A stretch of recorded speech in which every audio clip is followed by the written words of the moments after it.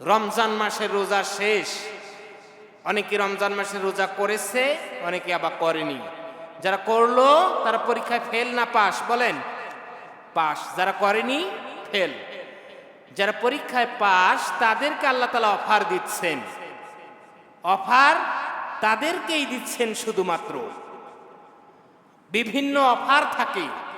আপনি যদি কোথাও সিম ক্রয় করেন, আপনি শুনতে পান যে অমুক সিম ক্রয় করলে এই অফারটা আপনার আছে, 10 জিবি ইন্টারনেট পাবেন, মূল ব্যালেন্সে 10 টাকা পাবেন, এরকম কিছু অফার দেয় কি দেয় না বলেন তো? কিন্তু আপনি যদি মনে করেন যে আমি সিমে কিনবো না, সিম কিনবো না, আমার যে আগের সিম আছে ওইটাতেই অফারটা দেন, কেউ দেবে? বলেন কেউ দেবে না। আপনি সিম না কিনে, নতুন সিম না কিনে নতুন সিমের অফার চাচ্ছেন, নতুন সিম না কিনে নতুন সিমের অফার চাচ্ছেন। 10 জিবি ফ্রি ইন্টারনেট, মূল ব্যালেন্সে 10 টাকা বা 20 টাকা এবং 30 মিনিট টক টাইম, এগুলো আপনি চাচ্ছেন। কিন্তু আপনি এই যে সিম নতুন কিনতে হবে এইটাতে আপনি রাজি নন। তাহলে আপনি এই অফার পাবেন? অফার থেকে আপনি বঞ্চিত। আল্লাহ পাক একটা অফার দিলেন, সেটা হলো যারা রমজানুল মুবারকে রোজা রেখেছে। কি রেখেছে বলেন? রমজানুল মুবারকে যারা রোজা রেখেছে শুধু তাদের জন্য এই অফারটা, অন্য কারো জন্য নয়। রমজান মাসে যারা রোজা রেখেছে তাদের জন্য অফার। বিশ্বনবী সাল্লাল্লাহু আলাইহি সাল্লাম বলেছেন, যে ব্যক্তি পবিত্র মাহে রমজানের 1 মাস রোজা রাখার পর শাওয়াল মাসের 6টি রোজা রাখলো। কয়টি? আরো জোরে বলেন, 6টি। যে ব্যক্তি পবিত্র মাহে রমজান মাসে 1 মাস রোজা রাখার পর শাওয়াল মাসের 6টি রোজা রাখলো, সে ব্যক্তি যেন সারা বছর রোজা রাখলো। সুবহানাল্লাহ বলেন।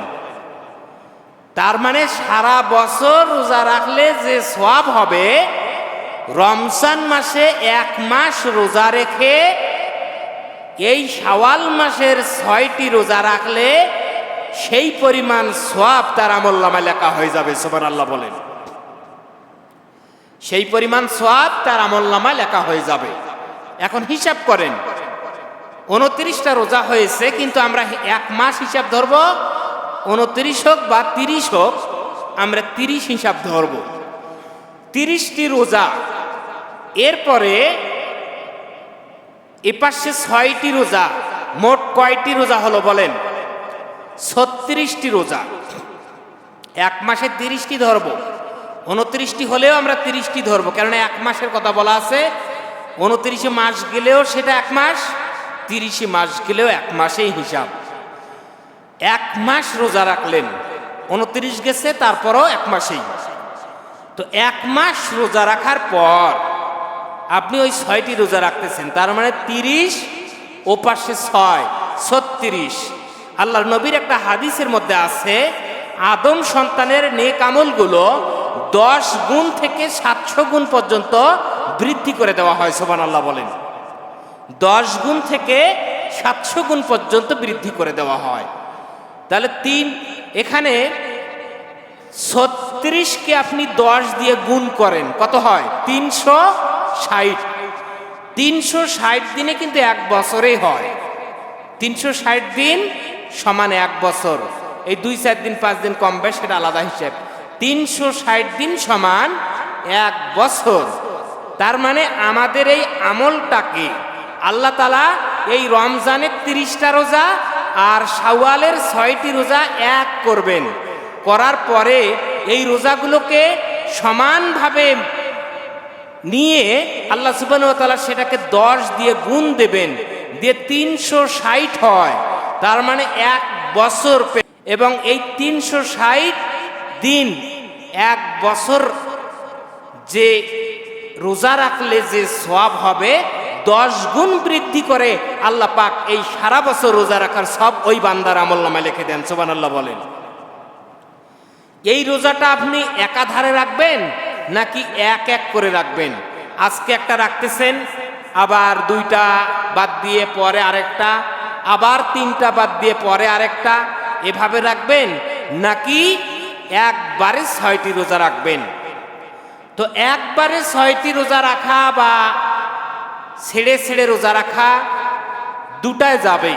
আপনি যদি মনে করেন একবারে 6টি রাখবো তবু রাখতে পারেন, আবার যদি মনে করেন আজকে একটা রাখবো, আগামী সপ্তাহে আরেকটা রাখবো, তারপরের সপ্তাহে 2টা রাখবো, তারপরের সপ্তাহে এভাবে করে আমি 3টা রাখবো, এরকম যদি আপনি মনে করেন যে এরকম এক সপ্তাহ পর বা এক সপ্তাহে 2টা করে রাখবো, তাও আপনি রাখতে পারেন।